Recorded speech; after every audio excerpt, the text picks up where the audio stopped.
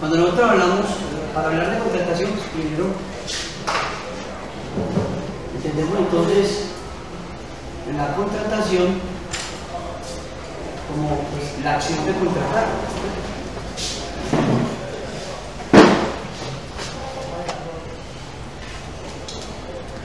Y para que exista contratación, tenemos que hablar entonces de un contrato. Vamos a definir entonces contrato. Para ustedes, ¿qué es un contrato? Es un trato. Es un convenio que se firma Un entre convenio. dos personas. Ok, convenio entre dos. Otra definición. Una obligación que se... Obligación. Listo. ¿Qué más? Entonces un contrato básicamente es un acuerdo de voluntades. Pues un contrato se define como el acuerdo de voluntades. Un acuerdo de voluntades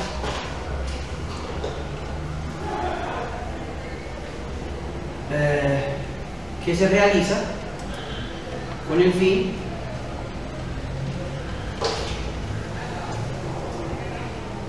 de ejecutar un objeto específico. Un objeto específico. Objeto es la razón, la acción, el objetivo que genera ese contrato, ¿cierto? Ese acuerdo de voluntades. Es muy importante tener en cuenta algo. Es un acuerdo de voluntades. Ningún contrato es obligado, ¿cierto? Es voluntario. Ese acuerdo que van a hacer es una decisión que se toma de forma voluntaria y conjunta entre los dos o entre las partes que firman el contrato. Se decide realizar el compromiso con el fin de realizar algo. Y es algo lo llamamos un objeto que está claramente especificado dentro del contrato. En esas medidas, entonces, ya sabemos lo que es contratación, sabemos lo que es contrato. Vamos a definir, por ejemplo, entonces aquí, componentes. ¿Cuáles son los componentes de un contrato? Cuando hablamos de los componentes de un contrato, ahí, en esa definición, hay algunos, ¿cierto? Entonces, lo primero que yo tengo que, o que debo tener en cuenta dentro de un contrato son el objeto, ¿cierto?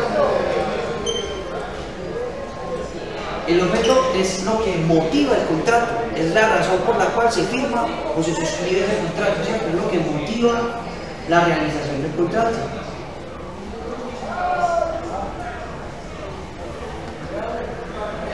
Ese es el objeto.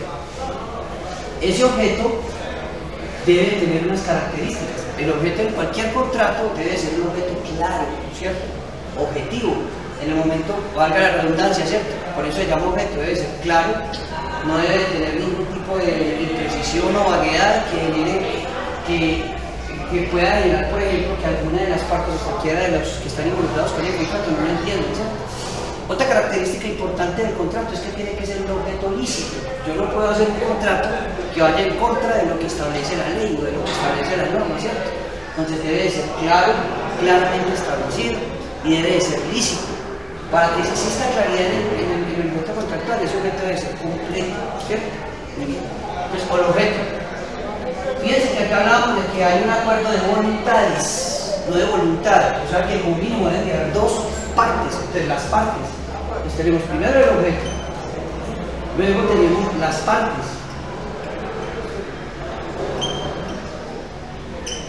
Las partes son los que suscriben el contrato. Suscribir significa firmar, ¿cierto? Los que suscriben el contrato. Generalmente cuando hablamos de las partes de un contrato, casi siempre hablamos de o contratante y contratista, ¿cierto? Y contratista, o también del empleador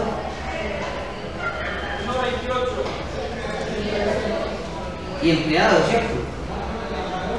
Cualquiera de las dos partes deben estar presentes, ¿cierto? Dependiendo del tipo de contrato, y ahorita cuando clasificamos contrato vamos a mirar cuándo es contratante y contratista, cuándo es empleador y empleado. Esas son las partes. ¿Qué más hay que tener en cuenta dentro del contrato? En el contrato debe existir un plazo. ¿Sí? Y el plazo define la duración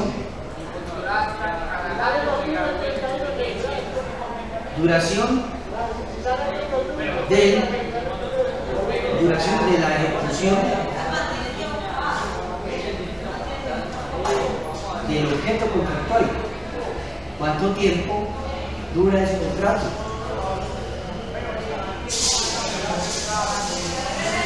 Debe existir también un monto, o sea, el dinero y forma de pago.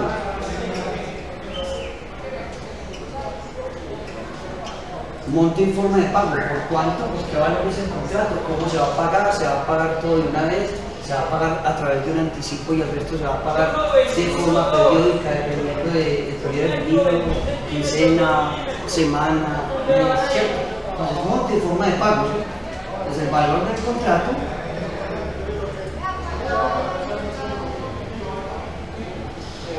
y periodicidad de pago.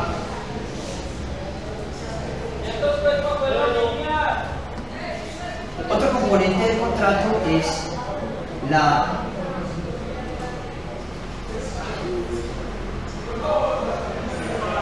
el domicilio. El domicilio es el lugar donde se ejecuta el contrato.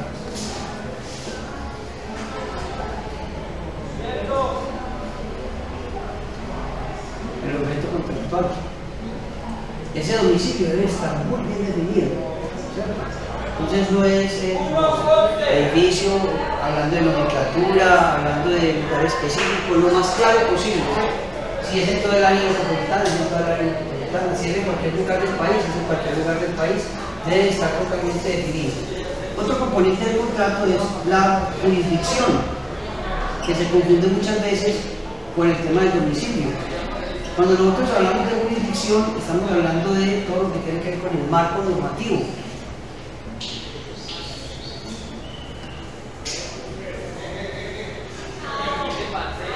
El marco normativo, que puede ser de dos formas, generalmente sería lo que llamamos marco normativo. El alcance.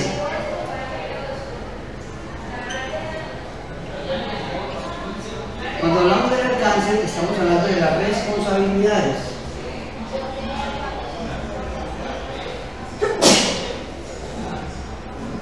Y ojo, responsabilidades de las dos partes, ¿cierto? Del contratante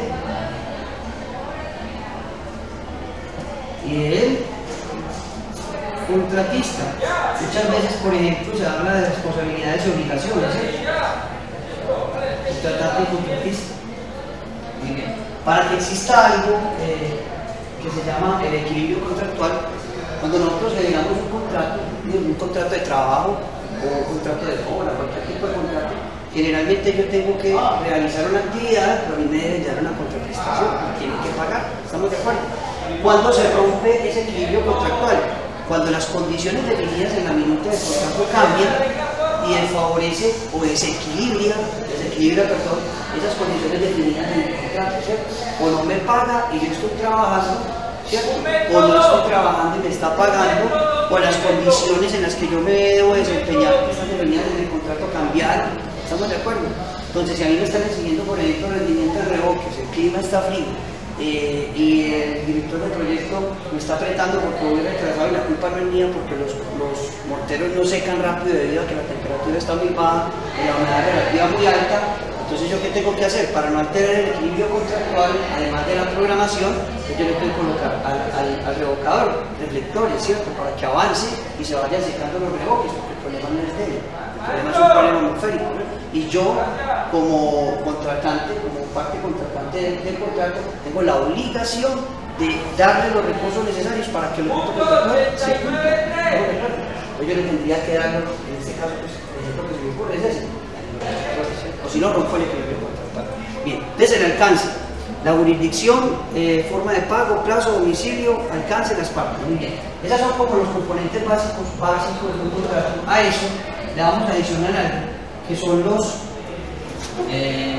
documentos o complementos, que son los siguientes. Nosotros miramos especificaciones, ¿cierto? Especificaciones técnicas. Las especificaciones técnicas hacen parte integral del contrato. Entonces tengo las especificaciones técnicas, que son toda la descripción de cada una de las actividades. En el análisis de precio unitario yo puedo hablar claramente de rendimientos, consumos, ¿cierto? Rendimientos, consumos, en relación con cada una de las actividades y en relación a una unidad de medida, ¿cierto? Una unidad de medida, metro cuadrado, metro cúbico, unidad, etc. Pero cuando yo estoy hablando, por ejemplo, de algunas condiciones involucradas con la calidad, yo tengo que describir, un ejemplo, sigamos con el tema de los rebotes. Yo tengo que decirle, además de la dosificación, de que la dosificación del mortero para rebotes tal, ¿cierto? Le tengo que decir, los rebotes deberán de cumplir con la NTC tal y deberán presentar condiciones adecuadas de planitud, condiciones adecuadas de plomo, condiciones adecuadas de adherencia. Todo eso se describe en una especificación técnica. Y esos documentos hacen parte del contrato, así no estén en la vida del contrato, se consideran como si fueran parte del contrato. Las especificaciones, los APU, también hacen parte del contrato y, muy importante, el tema de las actas.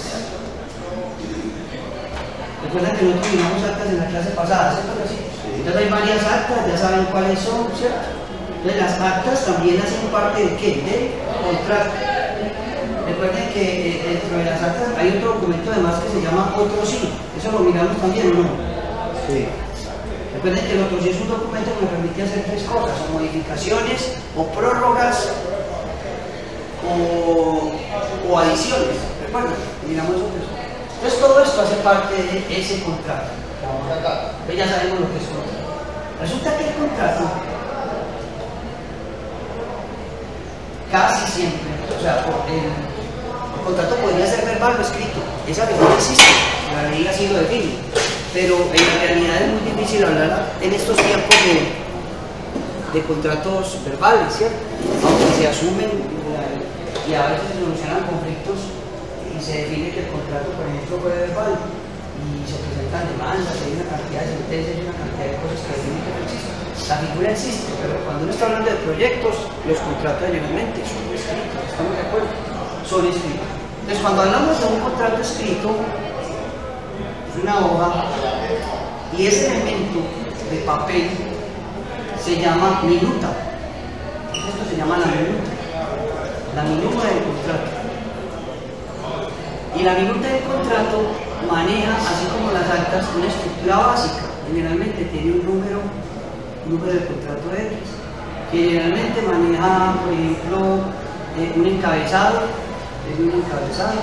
En el encabezado va todo lo que tiene que ver con el nombre, las partes, la dirección, la ubicación, todo lo que generalmente describe en términos generales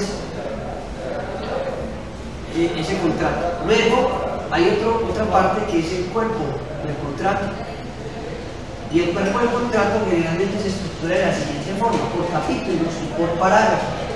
Por capítulo sería así, por ejemplo, yo tengo el capítulo 1 del contrato, se empieza la redacción, hay un espacio, por ejemplo, sigue el capítulo 1, digamos que sigue el capítulo 2.